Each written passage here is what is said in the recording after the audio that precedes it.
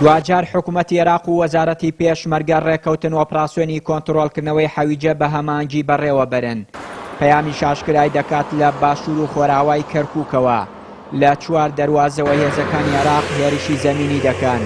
فەرماندەیەکی پێشمەرگەش بۆ پەیام ئاشکرای کرد تەنها هێزەکانی دژە تیرۆری عێراق لە باشووری کەرکووک و لەو 4 دەواازەیەوە هێرش دەکەن.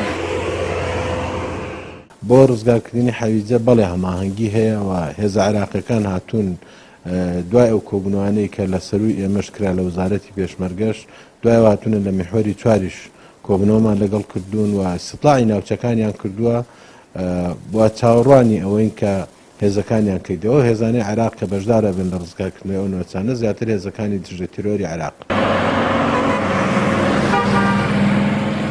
پێکاتنی هەردوو حکوومەتی هەرێم و ناوەند بۆ دەستپێکردنی ئۆپراسیۆنی حەویجە بە هاوبەشی لە کاتێکدایە بەهۆی ڕفراندۆمەوە لە باشووری کوردستان.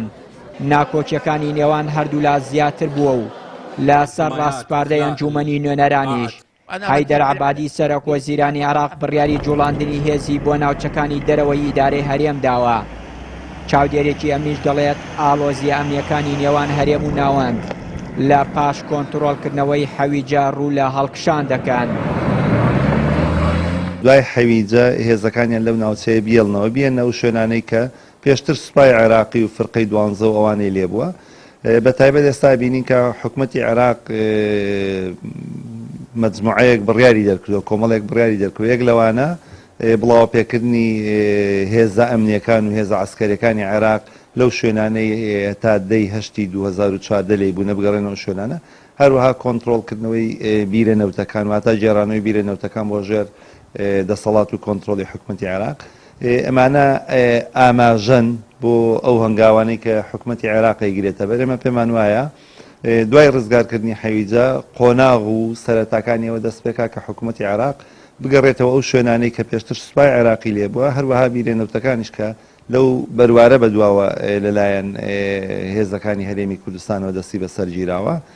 بۆیە تەسەورەکەین ململانەیەکی سەربازی ئەمنی عسکەری لە بینی هێزەکانی حکوومەتی هەرێمی کوردستان و دەوڵەتی عێراق دروست بێتەوە.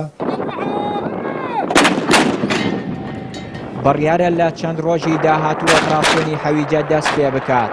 حکوومەت هیناوەند بە هێزێکی زۆرەوە دێتە ناوچەکە.